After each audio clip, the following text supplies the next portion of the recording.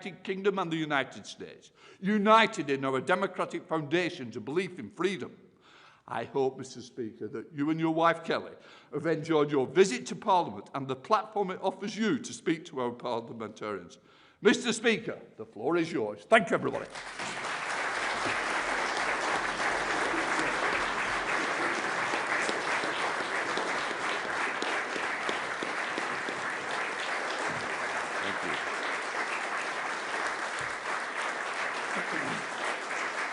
Thank you.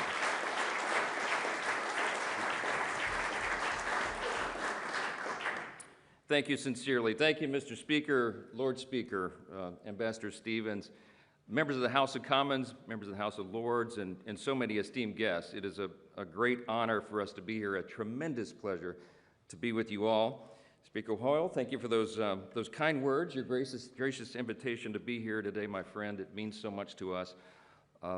It's a real detriment to follow Speaker Hoyle. I don't like to do this. At the G7 speakers meetings, I just want you to know when he gets wound up and going, it's just like Churchill, and it goes on and on and on. And I try to speak before him at all times. I don't want to follow, but really, really grateful to be here. He has become a dear friend, and all of you, we've met so many great friends. My wife Kelly and I are truly touched by how warmly we've been received here, and having met so many of you in the past couple of days, we walked away with this sense that we do have close and dear friends here across the pond, and we have this shared heritage, and we treasure that. It is a profound honor to be speaking in Parliament today, to be the first U.S. Speaker of the House ever given this honor, and I take it very seriously. As proud Americans, it is as though we have returned to the spiritual birthplace of our own nation, and the history here, the weight of it is palpable, as you know. It gives you a certain sense of just being serious. I was going to roll on with a bunch of jokes this morning, but it doesn't feel right to be in this place at this time. We have returned at a pivotal moment, obviously, in the great histories of our countries, to mark this anniversary that we have in our nation and to celebrate what we've achieved together in the past, and importantly, to face and overcome together the challenges of our present day. And I want to tell you, my friends, we will do that together. That's what I bring you that message. When I met with Prime Minister Starmer at Downing Street yesterday, I told him that I thought his national address a few hours earlier was well done. He noted, of course, that the U.K. and the U.S. are close allies and that our strong, constructive partnership all these years has been built on mutual respect and focused on results. I thought that was exactly the right message and the right tone.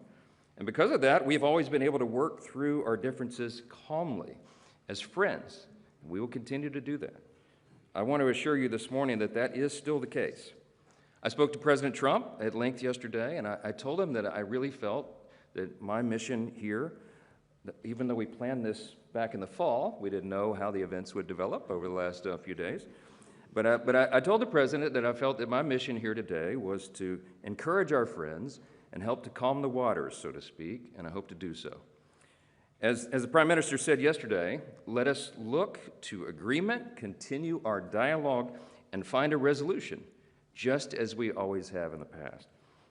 And in that process, I am confident that we can and will maintain and strengthen our special relationship between these two nations, send a message of unity and resolve to our allies around the world, and remind our adversaries and the terrorists and tyrants everywhere that our nations that are dedicated to freedom and justice and order and human dignity are stronger and more resolved now than ever before. I think it's a very important message. Of course, we do gather here at a unique and consequential moment in American history. This year, as noted, is the time we mark our 250th anniversary of our independence. Now, I know this is not a long span of time in the scale of human history. I get that. We were touring the 1,000-year-old Windsor Palace a day or so ago, and that really set it into reality for us. At the dinner we had here last night that Speaker Hoyle and Lady Catherine graciously hosted for us, it was not lost on me that there at my table were items of silverware older than my country. Puts it in perspective. But this year in particular, we remember just how far we really have come, how our nations have evolved and grown and strengthened. in so many ways together. America's founders embarked on what was a radical experiment, of course, a government of, by, and for the people, ruled by laws and based on the self-evident truth that all men are created equal and free. That experiment transformed 13 disparate, distant colonies from the world's largest empire into what became the world's freest and most successful self-government in human history. For Americans, this year is not simply a celebration, it is an invitation to come together and to ask what we are doing in our own time to preserve and fortify that experiment and all of the blessings of liberty and opportunity and security that we enjoy today, and frankly, sometimes too often take for granted. We have a stewardship obligation to maintain these blessings, and all of us in the West, all of us together, are facing real challenges today that we must acknowledge and confront, and we do that best together. Across the pond, Congress and the Trump administration have been working very hard. We're trying to usher in a new golden age for our country, as we say. We're marshaling every resource we have to make America safer and stronger and more prosperous than ever before. And I'm very bullish on the prospects of doing that. We must do this because we know those hostile to the West and to our shared values are engaging in increasingly sophisticated forms of subversion and espionage. We see China, Russia, and Iran grow more aggressive and emboldened as they intensify their efforts to exert economic, political, and military influence around the world. We see a callous disregard for basic human rights, new provocations, and even the theft of intellectual property on a scale like we have never seen before. Clearly, President Trump is taking seriously the modern and dynamic threats that China and Russia pose to our global security, especially in focus the last few days as it relates to the Arctic. And while we can have thoughtful debate among our friends about how best to counter these threats, we all certainly agree they must be countered. We ignore these threats at our peril. And I want to hasten to express our gratitude to the UK and to all of you for joining us in some of our most recent actions to deter these hostile regimes, including the recent seizure of a black market vessel seeking to circumvent oil sanctions. That was a big help to us. That kind of open dialogue and partnership is a great example of how we can work together to ensure our collective defense around the world. It is an objective and obvious truth that a strong America is good for the entire world, and a strong UK is as well. At the same time, it's also obvious that we have to take care of our own houses, so to speak, before we take care of the neighborhood. And let's be honest, among friends here, in both of our nations, there is a need today to fortify our houses against internal challenges as well. In the West, if we make an honest assessment, we must acknowledge that our long-term prosperity and security are currently being undermined by, let's call it a crisis of self-doubt. It's been developing now for years. Elite institutions today tell the young and impressionable that our story is one of oppression and hypocrisy and failure. Our brightest minds are too often taught to view our history only through the lens of its sins. And we see the work of international organizations and transnational bodies hinder the very spirit of creativity and industriousness and daring that our nations were built upon. We have faced this in America just as you have here, a truly menacing skepticism towards history and our national institutions. And it's even come to the point where even great heroes like Sir Winston Churchill are questioned for their legacy. What has taken hold is a mindset that defines itself not by what it loves and seeks to preserve, but instead by what it condemns and seeks to tear down. And this growing disaffection we see, particularly among our younger citizens, is a serious threat to the health of both our nations. If the next generation is never exposed to the deeper wisdom of the Western world, or the enduring tradition of the British Parliament, or the genius of America's model of Republican self-government, then why would they feel any obligation to defend or preserve them? Fortunately, history teaches us an important lesson. Just over half a century after American independence, our country faced a moment of reckoning. It was 1838, and for the first time in our short history, America's founding fathers, the men who had led us through the turbulent years of our young nation, were no longer there to guide us. A growing disregard for the rule of law had taken hold at that time, and the cries of mob rule threatened every part of our country.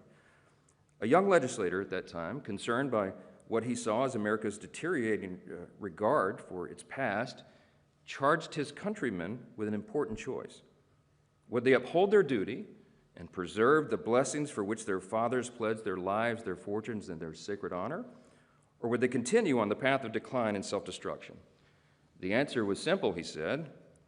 This experiment in liberty could not survive unless the principles enshrined in the Declaration and institutionalized in our Constitution became their shared civic faith.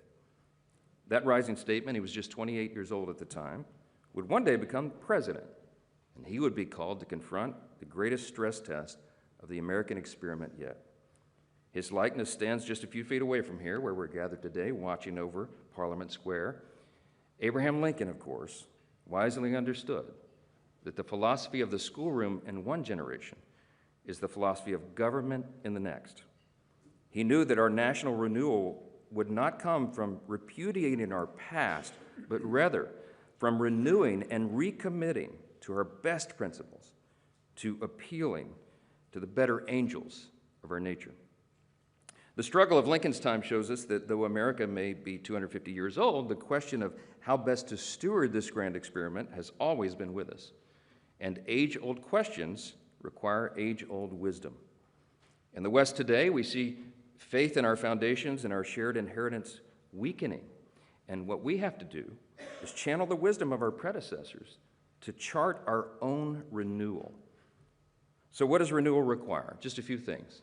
Well, first, it requires remembrance. This is a biblical admonition, in fact. We're to remember our blessings and from where we came. And the great British philosopher G.K. Chesterton warned, every high civilization decays by forgetting obvious things. Things like the dignity of the individual, the stabilizing role of the family, the human yearning for meaning and purpose, and the indispensable relationship between freedom and virtue. In short, we have to remember our foundations, and we have to describe what they are, because the generation behind us seems not to understand this. As Chesterton observed, America was founded on a creed that was set forth, he said, with dogmatic and theological lucidity in the second paragraph of the Declaration of Independence. We hold these truths to be self-evident, that all men are created equal, endowed by their Creator with certain inalienable rights, that among these are the rights to life, liberty, and the pursuit of happiness. That profound acknowledgement of obvious and undeniable truth shook the foundations of Western democracy and with it the course of human history. Our founders recognized that all of us are made in the image of God, and because of that, every single person has inestimable dignity and value. And our value is not related in any way to the color of our skin or what town or village we hail from, what our talents are, etc. Our value is inherent because it is given to us by our Creator. We built an entire nation upon that premise. And just as our citizens are endowed with God-given and unalienable rights, all nations and all people should adhere to the obvious laws of nature and of nature's God, as our documents say. In his farewell address, the father of our country, George Washington, gave all of his advice that echoes down through his countrymen, even today, and echoes down through the generations in reminding us how we would keep this republic, how we would keep this grand experiment in self-government. And he said famously, of all the dispositions and habits which lead to political prosperity, religion and morality are indispensable supports. And John Adams was our second president, and he said famously, our Constitution is made only for a moral and religious people. It is wholly inadequate to the government of any other. The late Prime Minister Margaret Thatcher put it even more simply. Freedom, she said, will destroy itself if it has no purpose. Lady Thatcher, just like our founders, understood that free societies that lacked a shared moral and civic foundation inevitably turn elsewhere to compensate. And that reminds us of another important lesson from history. A healthy renewal requires the participation and stewardship of each successive generation. Here, too, the example of the American Revolution proves so instructive. Our founders didn't seek to build a new nation on pure abstraction or mere ideology, nor did they abandon the brilliance of the British tradition, even if they opposed the empire itself. Instead, they drew on the joint inheritance of the English-speaking world, an inheritance rooted in the wisdom of classical thinkers, asserted in the Magna Carta, embraced in common law in the writings of John Locke, and articulated in the Bill of Rights of 1689. These principles found, in the words of Sir Winston Churchill, their most famous expression in the American Declaration of Independence.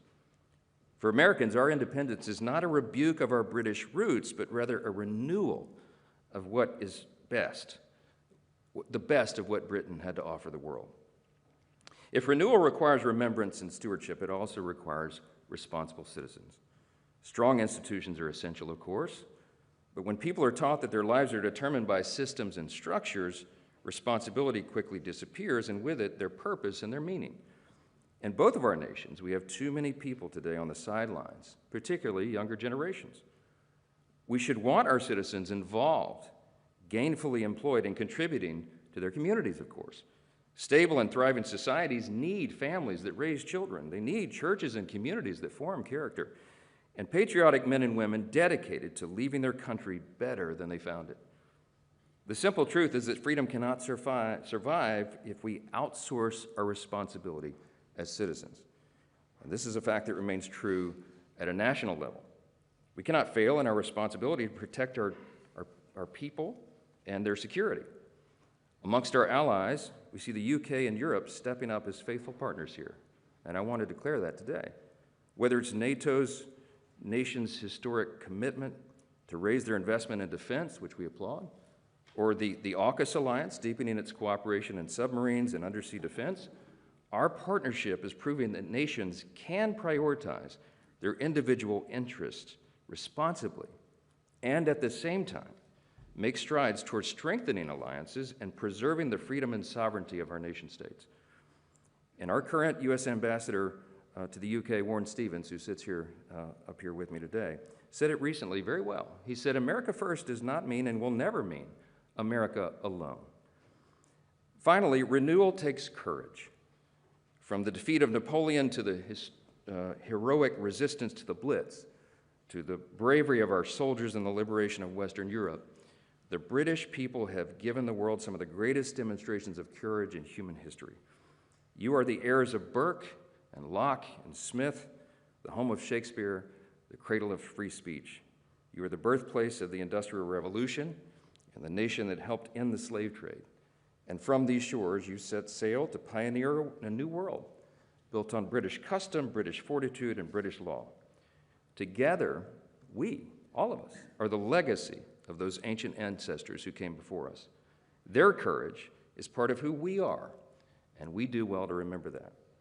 Today, it takes our courage, clarity, and conviction to defend truth, just as our ancestors did. And it means being able to say that some things are true and good and enduring, and others are not. And to call evil and madness what it is. It means repairing what we see in clear disrepair, from restoring, for example, secure borders that protect from the real and measurable harms of mass uncontrolled migration, to pushing back on policies that erode our citizens' most basic liberties, especially the fundamental freedoms of speech and conscience. History teaches us we can never go down the road of censoring and silencing unpopular opinions because liberty is kept alive in the free marketplace of ideas. History further teaches us that the best solution to the problem of free speech is always more speech. And those being unjustly persecuted for exercising those freedoms, such as Jimmy Lai, the British national being held in Hong Kong, must be defended. And the U.S. stands with the U.K. as you work to free him. As we chart our renewal, America has no intention of walking alone. In fact, to do so would be self-defeating. More than ever before, we need the British people to be great and proud and patriotic, and you are. To work in close concert with us as partners and friends, and to defend the security of the Western world. That means secure borders. It means, obviously, serious investments in our shared defense and maintaining strategic strongholds around the world. And we will figure this out together. But again, the surest way that we protect this special relationship long-term is by renewing and recommitting to our foundational principles. As Churchill taught us, the strongest alliances are between kindred countries of kindred principles.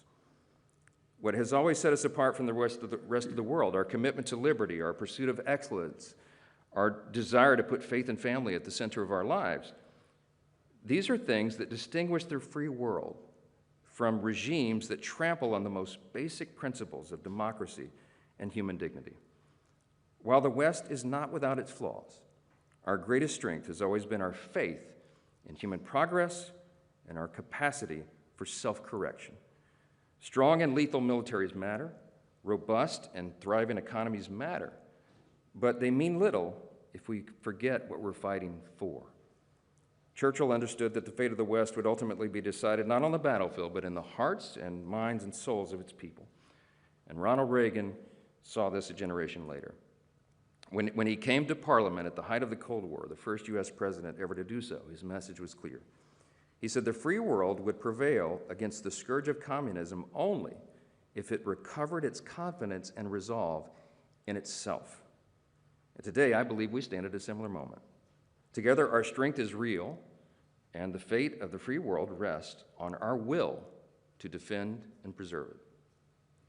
Today, ultimately, our renewal depends on whether we, as leaders and citizens, equip the next generation, whether we arm them with the confidence to articulate the ideals of the West and the will to defend them, not to shrink into national reluctance, but to stand strong in national pride.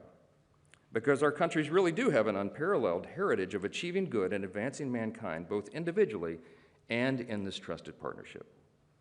Thankfully, our special relationship has always proven much more powerful and enduring than the enemies we face.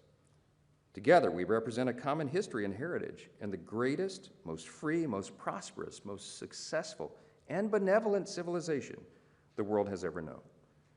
And it will endure only as long as we reject, decline, and recommit to our foundations. I'll leave you with the thought of Ronald Reagan one more. He said, freedom is never more than one generation away from extinction. We didn't pass it to our children in the bloodstream. It must be fought for, protected, and handed on. And just like all things, great civilizations don't defy the laws of gravity. They rise and fall with the individual actions of each individual generation. So today, my friends, we have great reason for hope. Today, I see the U.K. with renewed sovereignty and self-determination. I see our European allies with an advantage over our adversaries in economic power, and most importantly, in spirit. I see younger generations rejecting the indulgence of self-interest and embracing pursuits of greater importance and higher purpose. And I see those who cherish the lessons of Churchill and Lincoln, who are ready to offer this age heroes of their own. With the right choices and the right leadership, we can chart our renewal, and we can seize the great moment together if we truly seek it and fight for it. Thank you again for this profound honor. God bless you all. God bless the United Kingdom, and may God bless the United States of America. Thank you.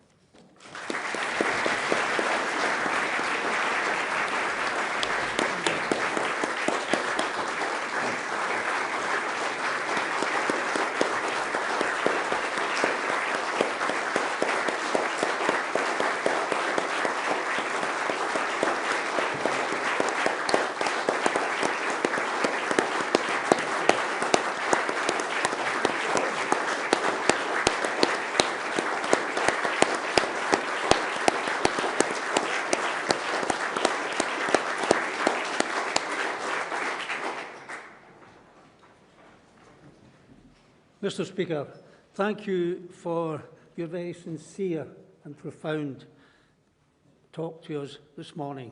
It is a pleasure to receive such kind remarks, and you've given us much thought to consider in Parliament as in Congress. It is through free debate and discussion that we bring democracy to life and address the issues of real concern to our citizens. I would also like to highlight that you're making this visit to us in this important anniversary year, that we now approach the 250th anniversary of the signing of the U.S. Declaration of Independence, causes us to reflect on how our relationship has changed and indeed improved since the 4th of July, 1776. With our two countries' relationship, whilst it began in conflict, over time we have rebuilt trust and developed one of the world's closest and most enduring partnerships. The special relationship we know and celebrate today is based on our shared values of democracy and the rule of law, and built on defence and security cooperation. Our bond was strengthened when indeed we did stand shoulder to shoulder throughout 2 world wars, the Cold War, and fought together to combat terrorism. Our transatlantic alliance has kept the free world safe for generations, and we applaud the United States for its commitment to peace. I commend American efforts to maintain the ceasefire and work towards a lasting peace in the Middle East, and to end the illegal invasion of Ukraine. Our economic, trade and cultural ties run just as deep. Your visit is an opportunity to celebrate our parliamentary links